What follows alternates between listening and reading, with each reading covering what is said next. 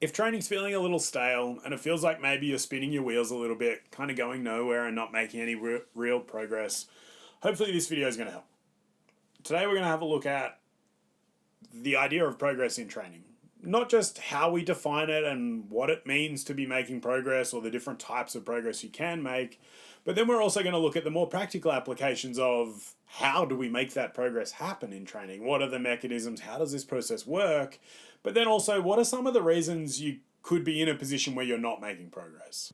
More often than not, in this discussion, as a coach, I find that there's progress there, it's just not quite as easy to see for some people, because especially when you're relatively new to this process and it isn't something you've spent years and years doing, you're going to find it hard to see the bigger picture. That's where a coach comes into play. We ask you enough questions, often you'll see the process.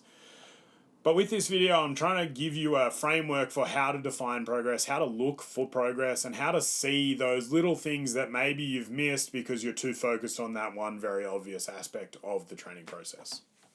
Initially, we're going to look at defining progress, talk a little bit about goal setting, and then we're going to have a look at how we define progress or the types of progress you can be making in training. Then we're going to look a little bit at the principles of the training process and what it means to be making progress and how we drive that progress forward. And then, as I said, we're going to touch on some ideas around maybe why you're not making progress, where you're at in training, and how we can do things differently to ensure you are actually feeling good about everything. So probably the most important part of this whole discussion is defining what progress is. Progress means very different things to different people and in different scenarios in where they are in life or what they're actually looking to do in training. And without that guiding light of what are we measuring and what is success, it just becomes really hard to actually show you progress. Things like, oh, I want to be fitter and healthier, and those kind of goals that are really kind of nebulous and hard to fix down make it hard for this process to be about, well, here's the progress I can show you on paper, because that's kind of a vibe and the vibe changes over time, right? And so often when people are new to the training process, we talk about this idea of goal setting and being able to have measurable and actionable things that are time bound. SMART is the acronym everyone throws around. Specific, measurable, actionable, realistic, and time bound. I think that's it. And the problem with that as a framework is that if you don't know where you're going, it's really hard to make measurable action and time bound things like that, right? So instead, the discussion I like having with people when it comes to starting a new training experience or even just redefining where you're at in training is this idea of a thought experiment for where do you want to be 2 years from now? The assumption with this thought experiment is that everything from this moment onwards goes perfectly in training, which is, spoiler alert, absolutely unequivocally not how life works. Life will get in the way, it will not be a perfect process, but in this thought experiment, I want you to pretend it is, so that you can look 2 years down the road and be in a position to tell me not what you can lift or how far you can run or what you weigh on a scale, but what is life doing, or what does it have then that you don't feel like you have now, and how can the training process then help you get there? It's that kind of discussion that I find most useful in the long run, because really for me as a coach, that's what training is. It is this ongoing process over a long period of years that is about a cumulative workload over time. So when we start to look at it as a lifestyle piece, where does it fit into your life? How do you feel like you want to be able to perform that you can't currently? And again, not with specific numbers or metrics or anything like that, but we look at it as a vibes thing. I want to be fitter and healthier so that I can say yes to going outside and playing with my kids, or I can climb that mountain, or I can do this thing. And once you've got a better idea of that, and it's not a question that most people can answer straight away, then you start to be able to reverse engineer the process to build out a setup that's going to allow you to get there with the amount of work you've got the space to do in your life. And then we start to talk about the difference between a process orientation and an outcome orientation. This idea of SMART goals is something that is very much an outcomes thing. What's the number you want to hit? How are you going to get there? And in what time frame are you going to do it? And that works really well when you've got a number to chase and a very specific goal, but it falls apart for a lot of people somewhere in the 1.5 to 3 year window of a training process. Because for a lot of people in that first 18 months or so, often we use powerlifting here, mostly because that's where a lot of my training experience has been, but powerlifting, it's really obvious. There's this like drop off point somewhere in that 18 month to 3 year window where everyone goes through the first 18 months or so. They do a couple of comps, they make progress just by dint of doing the thing and doing it more consistently with a more focused approach. And they end up in a position where somewhere in that 18 month to 3 year window, life throws a hurdle at them, and suddenly the training experience is not what it once was. And it becomes hard to feel like you're making progress in the same way because you've gotten all you can out of just doing the thing more and getting better at the skill, and now you kind of got to knuckle in and do the work. And it's that point that a lot of people never make it through because they only have this very outcome orientated goal. I want this number, I want this meet result, that kind of thing. But really, especially in the context of powerlifting, that meet result is only maybe 90 seconds of work that is the culmination of several months or sometimes years of work leading up to it. And the thing is, you got to do all of those years of work to get the joy out of the outcome.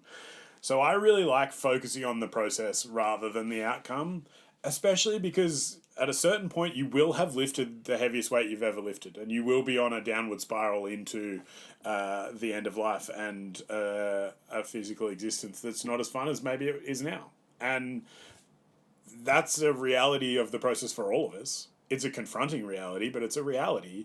And at that point, if all you've ever done is focus on outcomes, it becomes really hard to stay motivated about this. And I say this not from a theory standpoint because I lived it.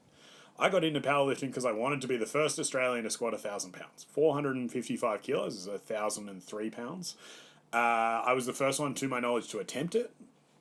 I think I attempted it in 2014. I attempted it a few times, was never successful. At one point, I had the biggest miss squat in the country. The best I ever did was 900 pounds, 410 kilos. And while that was cool, I never got to the number. That was the only goal I got into powerlifting to chase. It was one thing. That was all I cared about. And it got to a point where it became evident I wasn't going to get there. And it pretty much ruined the sport of powerlifting for me because I had this one singular focus on this thing and it took over everything, and I ended up being in a spot where I couldn't do it, and that ruined it. So I'm not saying you shouldn't have outcome goals and numbers you want to hit and those kind of things, but recognizing that really they are secondary to the process of doing training for a long time and enjoying doing it, and knowing that enjoying training is about recognizing some days are good and some are bad, some days you're hitting PBs and some days you're not. That's how it works, and if you can accept that as the process, and I enjoy turning up consistently and seeing my friends and lifting weights and that kind of stuff, you're going to get a lot more out of the training in the long run. The last thing to talk about when we're talking about defining progress is the question, when do you stop? Because for me, the idea of a very specific outcome focused goal of a number or a weight on the scale or a competition or whatever implies that there's this endpoint to the process. At the time of filming this, I'm in my mid-30s and I've been training for 22 years. I don't plan on stopping. It looks very different now than it did 5 years ago or even 10 years ago or even 15 years ago. But I'm still doing it. And I don't plan to stop. And I am confident it'll look very different 10 years down the road as well, but if you've got this outcome, like, what happens when you get there? Or what happens when you don't? Because if you can't answer those questions, then it's going to be really hard to continue past that point. I don't think in the 15 odd years I've been coaching, I've ever met someone who was like, I'm going to lift until I hit this and then I'm never going to do it again. Because really, that's just not what happens. The outcome's a nice byproduct of the process. And if you recognize that the goal is actually just like keep turning up for the next couple of decades, then the outcomes are great and you have some fun along the way and achieve some cool stuff, but you're much better able to zoom out in those times where it doesn't feel like you're making progress, either because you're not or because it just doesn't feel like it, and see the bigger picture that is, hey, I'm 10 years into this, and 10 years ago, the things I'm doing now would have been unheard of and unachievable and just downright crazy. There is no finish line to this process. Training is a lifelong accumulation of work over time. And for everyone, there is a peak moment where you are at your physical best. For many of us, you'll probably actually be drastically underestimating what that physical best is.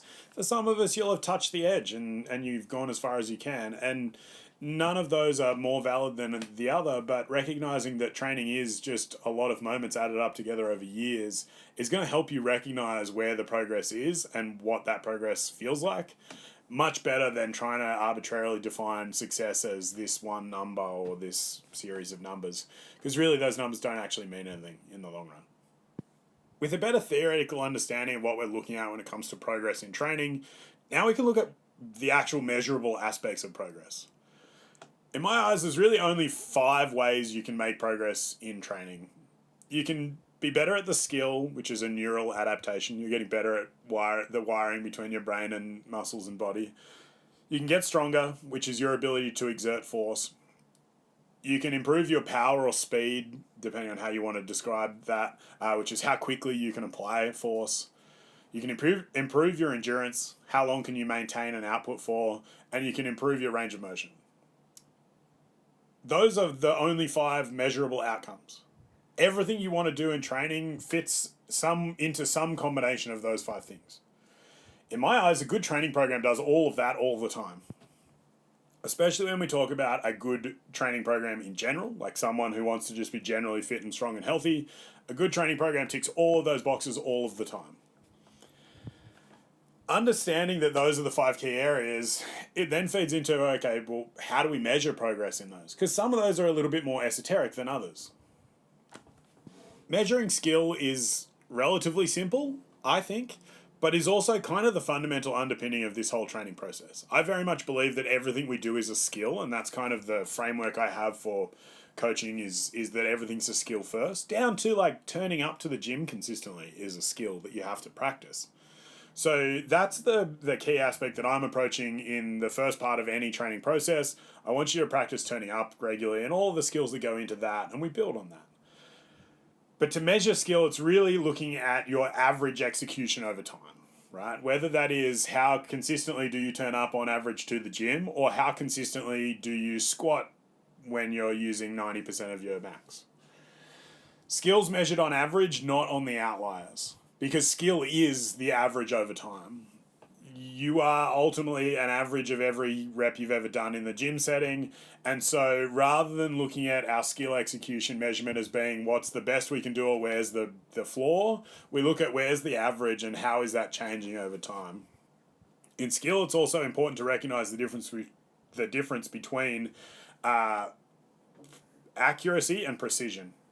Archery is a great example here. Precision is when you can put all of your arrows within a relatively tight grouping. Accuracy is getting all of those arrows in a tight grouping in and around the middle, right? So you can be relatively accurate but not precise, and you can be relatively precise and not accurate. In the gym setting, that is the difference between a set of 5 reps that look like 5 different reps, being inaccurate and imprecise. The first hurdle there is precision. We want you to be precise. I want you to do the same thing 5 times in a row, because then we can work with that. When you do something different every time, it's really hard.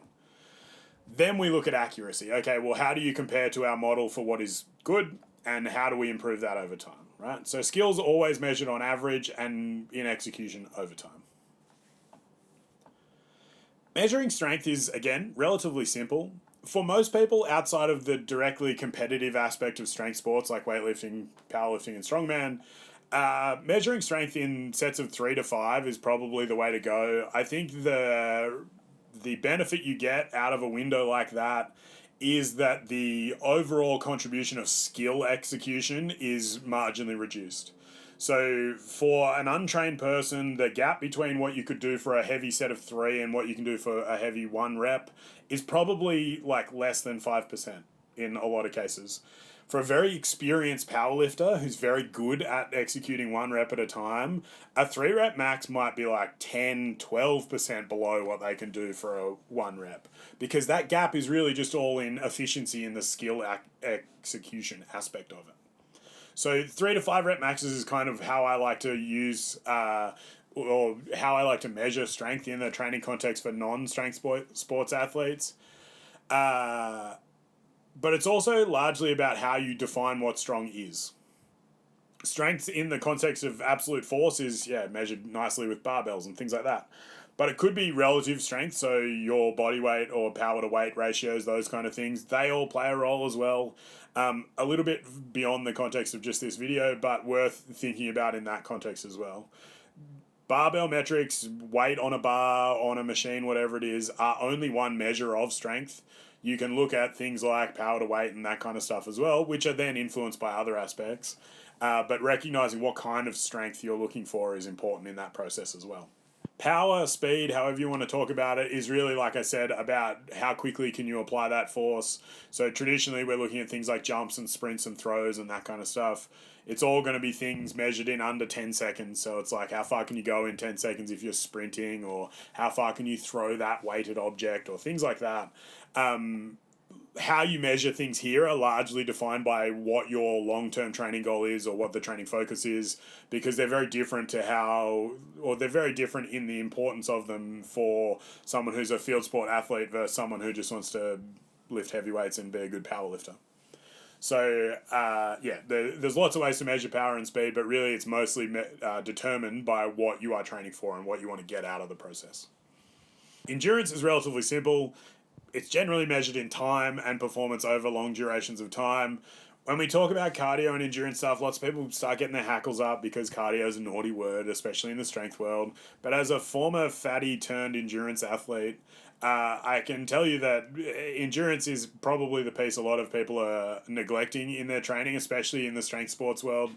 I feel like a very different human now than I did 10 years ago as a powerlifter, because I can run and I can ride my bike and I can do all those things in a way that means I can also do the rest of life in a much easier way.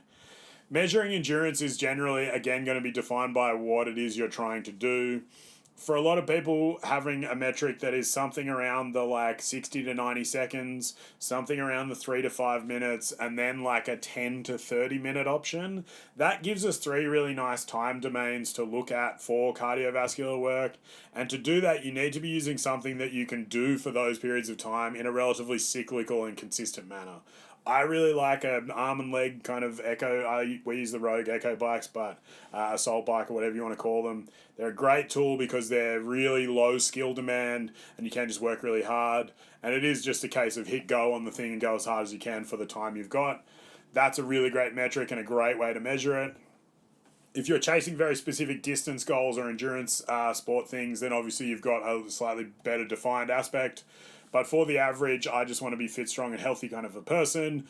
I like having a test that we can do for 60 to 90 seconds, one for 3 to 5 minutes, and one that's 10 to 30 minutes.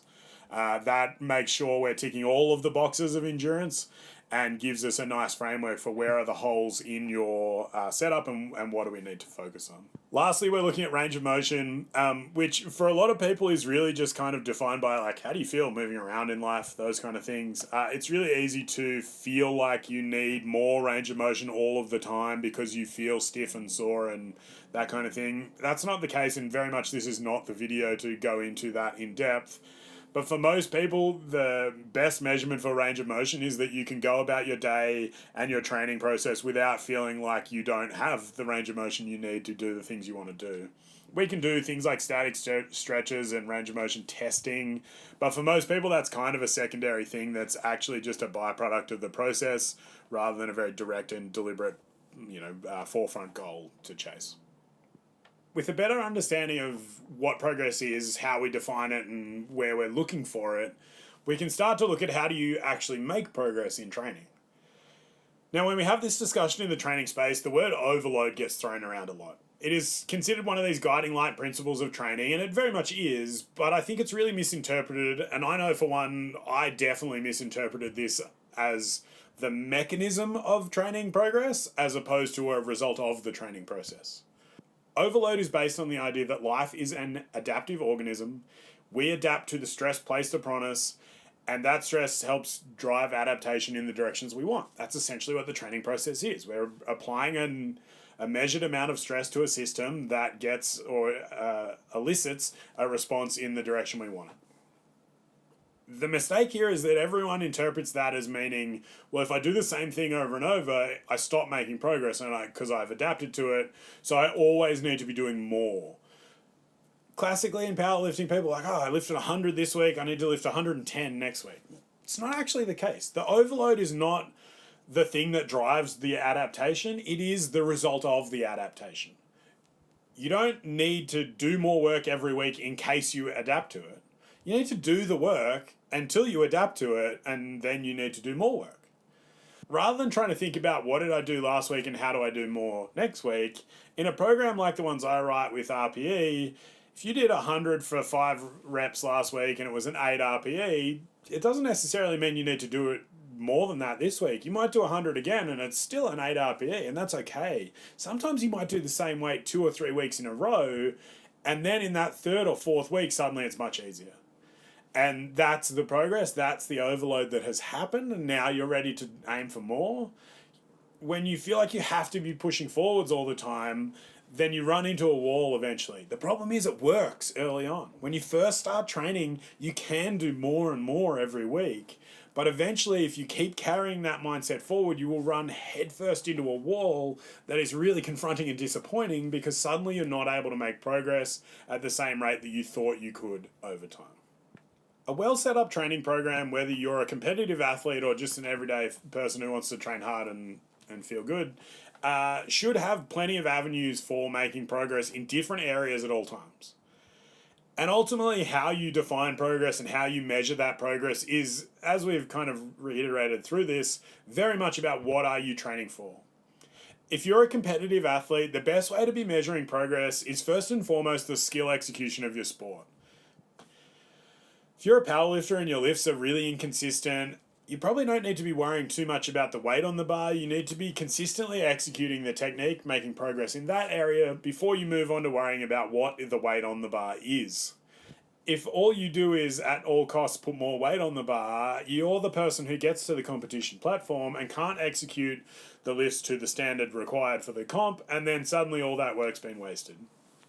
The most important aspect of performance in any sport is skill first. You have to be good at the sport first, and measuring your progress as am I getting better on average over time is a great way to do it. It's not about the peaks and troughs of your performance, it is about the average performance improving over time. The skill aspect of the sport is the fundamental piece. If you can't get that right, then making progress in other areas isn't actually going to make that much difference to the overall goal of getting better at the sport. Skill execution in strength sports is relatively easy to measure. It is average execution over time, and it's pretty easy to see because you can film it and you can measure data and those kind of things. Skill execution in team sports and field sports is a little bit harder to measure, especially in the context of gym training, but it should still very much be a part of that process. Erring on the side of I should practice the skill more rather than I should just train harder and do more work is probably the best case for most people.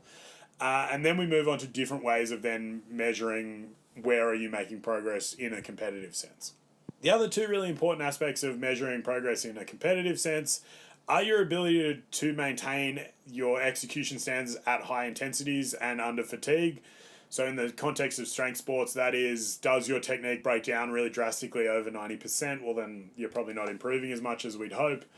Again, a little harder to measure in team sports and field sports, but really it's the same thing. Can you keep executing the skills of your sport in that 78th minute right before the game finishes? Because if you can't, then we've got some work to do on areas of progress that we can look at.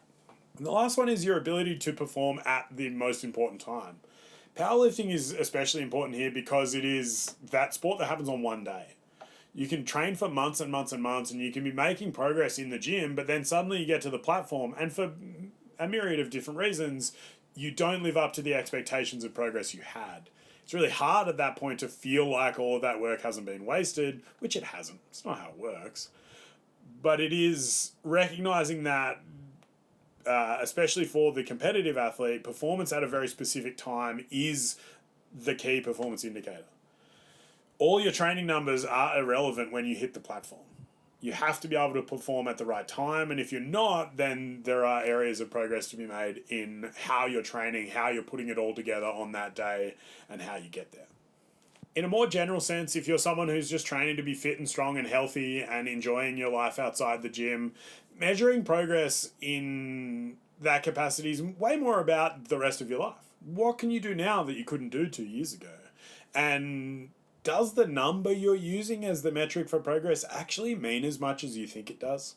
Body weight's a really great example here. The question I always ask people when they have a goal body weight, and I'm not saying a goal body weight is bad, but is asking them if they say, oh, I want to get under 90 kilos, it's like, cool. Well, what if you do 6 months of work and you end up at 90.5? Will you have failed? Oh, no, it'll be all right. Okay, well, cool. Well, what about if you get to 93, but you take your shirt off and you look at yourself in the mirror and you're like, hey, that person looks good.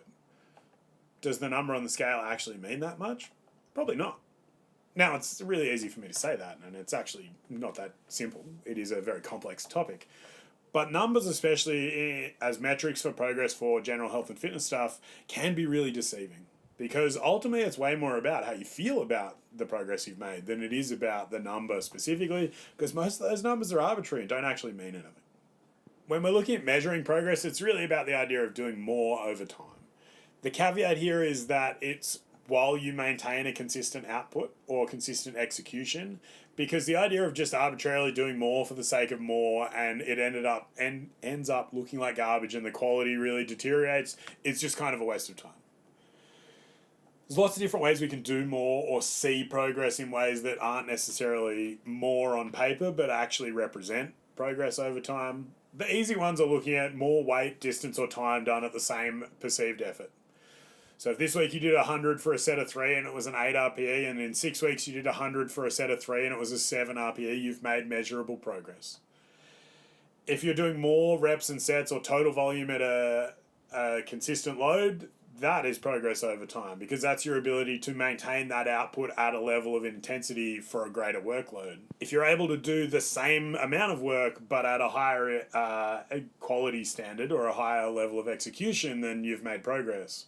3 sets of 5 at 150 last week, all looking like garbage, and then 6 weeks from now you do 3 sets of 5 at the same weight and it looks really good, that's progress.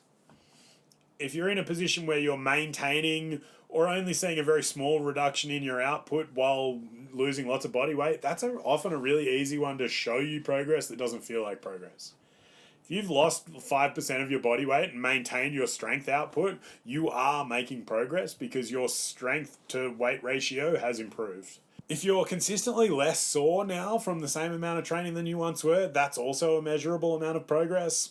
When you're early on and new in training, you'll feel sore and it'll feel hard all the time. But soreness is not a good measure of the validity of training, because you adapt to that over time, you get less sore. But that is you making progress. That is you adapting to the load and being able to do it at a higher standard, at a higher level, without that ongoing soreness. Another really easy one that's hard to see for a lot of people is increasing the time between flare-ups with ongoing chronic niggles, things like that. Like a dodgy back kind of thing is the most obvious example here. If you're used to like every little movement tweaks that back, and then suddenly you're like, hey, it's been 4 weeks and I haven't tweaked my back, that's progress. The other really big one that's kind of more vibes and conceptual than it is measurable is changing your relationship or your understanding of the training process. For a lot of people, progress is not actually measured in numbers, it's measured in an improved relationship with the idea of the thing. If you're someone who was once a perfectionist who only felt like they were perfect if they were doing all of the program to the exact way it was written all the time, and now you're in a position where you can be okay with missing the occasional session because that's how it works and life's okay like that, I think that's also measurable progress. But it's one that's hard for you to see from an internal perspective, because you'll almost always fall back onto the default of, I'm not making progress, I feel bad about it, that kind of thing. Having looked at a handful of different ways to measure your progress or to avenues to look for progress in, and again, it's important here to recognize that's not an all-encompassing view. That's not every metric you can use, but it is just a good avenue to start with. Now we can start talking about, okay, well, why am I not making progress? Why does it feel like I'm not making progress? Because those two questions are really the same, but also sometimes different. I think here it's important to recognize there's always a myriad of different things that we can point to as the reason you're not making progress or that you don't feel like you're making progress. There is no one right answer to this question, and it's never about that one thing. That's not true. Sometimes it is just about that one very obvious thing. But more often than not, it is actually just an accumulation of little things over time that put you in a position where progress isn't being made. So recognizing that in fitness, really, it is about just a cumulative total of work over time, and really anything kind of works for long enough if you work really hard at it. you can start to understand that it is not just this one piece of the puzzle that's missing. It's probably a series of different factors. So we're going to talk a little bit about a few different questions you can ask as to, okay, well, where are the holes here and how can I continue to improve upon them? But first I want to talk a little bit about cheese. I really like the analogy of Swiss cheese as the best way to figure out how to make the most progress in your training and how to build a process that works for you. A single piece of Swiss cheese has lots of holes in it, lots of different things, right? And training kind of works the same way. When you say, why am I not making progress, the first thing you do is blame the training program. Well, you just got one slice of cheese. Lots of different holes, lots of ways to fall through there. Now, if we get another piece of cheese and we say, okay, well, this second piece is your sleep, well, we improve that and we cover up some of those holes. There's still maybe a hole or two, but then we stack that on top of good nutrition, a lot of training effort, stress management, all of these different factors that do influence your ability to recover from training and thus your ability to make progress. I'm going to point to a video over here somewhere that's about recovery and the factors that influence it. You can look at that one. Recognizing that the best approach is ticking all of the boxes, or as many of the boxes as you can. The reality of life as a modern adult is you probably can't tick them all the time. But knowing that it's not any one single piece of cheese in that stack that's going to make the difference, it is the accumulation of all of the cheese into a big block that fixes all those holes and gives you a solid piece, right? So as we go through these questions, make sure that you have that understanding in your head that none of these questions are specifically the answer. It is about asking all of the questions, stacking all the answers together, and getting the best possible outcome for you right now and in the future. The first question we've kind of already covered. How do you define progress and how do you measure it? If you can't answer that one, the rest of this doesn't really matter because you're just trying to answer a question that has no right answer. If there's no defined measure of progress or even just an understanding of what progress might look like, then you're going to have a really hard time finding that progress anywhere. The next question, it's a really easy one, but can be a little bit confronting. Are you doing the work? Consistency over time is the winner in training. I like telling people I've been training for 22 years, and at points I've done somewhere between 8 and 12 sessions a week, and there have been other points in my life where I've gone months at a time where I've been barely able to string together more than 3 or 4 sessions a month. On average, I think my training probably works out to be somewhere in the vicinity of 3 to 4 days a week for 22 years. It's that cumulative workload over time that makes the difference, and it's never one specific session or one block of training. It is about consistency over time. So rather than being the person that goes really hard in the gym for 6 months and then feels like they made heaps of progress and then kind of gets to a point where they stop and then disappears and then comes back again, start with less than you think and build that up consistently over time. Being the person that comes in and going, I'm going to train 5 days a week and then falls apart and only manages 2 makes you feel like a failure. But if you set yourself up to say, I'm going to do at least 2 sessions a week and you work on that consistently for months at a time, then suddenly that third session becomes easier and it's easier again to make progress. But if you're not consistently training for weeks at a time, you can't be expected to make any measurable progress. The next one builds off that second question. Are you working hard enough, often enough? Because you can consistently turn up and do some work, but if you're not really pushing into that work as being hard and working to actually just ask yourself the question, was that really as hard as I intended it to be, then you're probably not going to make any measurable progress again. The training process is meant to be hard. You're meant to work hard. The disappointing part about training is it doesn't actually get any easier. The weight that feels heavy now will be much lighter than the weight that feels heavy 5 years from now, but it's still going to feel hard because it's hard work. You are doing work. And if you're not consistently working really hard, then consistently just doing some work isn't going to make much progress. So making sure that your RPE is actually what it says it's supposed to be and being objective with yourself about that is hard and a lesson that takes practice. But there are lots of different ways to measure, are you working hard enough? But first and foremost, you just got to ask yourself that question. Am I working truly as hard as I can here? And if you're not, how can you change what you're doing to be in a position to work harder and get more out of it? The next one is a really important one, but one that I think gets really overlooked. And that is it the right time to be expecting progress right now?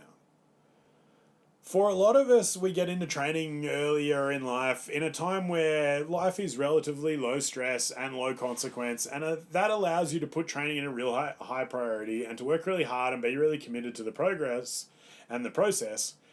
And then suddenly you get to a point, generally somewhere in your early to mid 20s, where life becomes real and you've got bills to pay and relationships to maintain, and all of the fun stuff that comes with being an adult, and suddenly training and making progress at the same rate you once did is really hard. There are any number of circumstances in everyone's life where expecting lots of progress in an avenue of hard work is not the right thing to do. Whether it's you're in a really stressful period of your life at work, or you've just gone through a big relationship breakup, or you've just had a kid, or any number of other factors that influence all of the stress that you go through outside of the gym, all of that contributes to whether you can make measurable progress in the gym. And so recognizing the circumstances around where you're at in training is probably the easiest way to figure out whether now's the right time to be making progress or not. Sometimes the right thing is just maintaining where you're at, or just doing something, or just enjoying the process for a little while in a way that's not driven by this overwhelming desire to make progress all the time, and that if you're not constantly making forward progress, you are failing, because it's not how it works. But making sure that you are in a period of life that is really never going to be perfect. So don't wait for it to be perfect, but recognize that sometimes life says you should just hold on and survive, and sometimes life says you should push forward. In the times where you're just holding on and surviving, expecting lots of progress in the gym is what's going to make you feel like you're having a bad time. Make sure that life is conducive to doing the work consistently and recovering from it, and then look at where you're making progress. Because if you try and put the cart before the horse, it's going to get real hard. The last one's an easy one, but conceptually one that you probably have to spend some time looking at. And as a coach, this is my favourite one to do, but it's, have you just missed the forest amongst the trees? Because often this discussion comes up somewhere in the 18-month to 3-year window of I feel like I'm just not making progress like I was, that kind of thing. And often it's true. But then when we zoom out a bit and we show you 5 years ago where you were and where you are right now, it seems incomprehensible. And I think it comes back to that axiom of people overestimating the amount of work they can do or the amount of progress they can make in 12 months. And drastically underestimating the amount of progress you can make over 12 years, right? And I think that quote actually works on weeks and years, but anyway. The frame applies regardless, right? Training is about a cumulative total of work over time, and often in those micro moments where it feels like you're not making progress, it's just because you haven't zoomed out enough to see that you've actually come a really long way, and you've done a lot of really hard work to get there, and sometimes it's okay to just be like, all right, cool, I've made lots of progress, I can just chill. It's hard.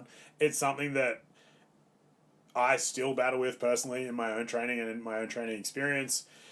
That feeling of I have to be always pushing forwards, but recognize that you have come a really long way and you've made lots of progress, and that it's okay to not be making heaps of progress can often just make this a lot easier. So I think for me that kind of covers all of the big pieces here that I would have in a discussion with anyone I'm talking to about how are we measuring your progress and do you feel like you're actually making that progress. I appreciate that none of this gives you a concrete answer to how to do things, but I don't think that's the right way to approach this. This is a conceptual idea that you need to spend some time looking at, because there are lots of different avenues to look at, and there's lots of different pieces to put together to ensure that you're feeling like you are making progress and getting the most out of this training experience. That's it from me, friends.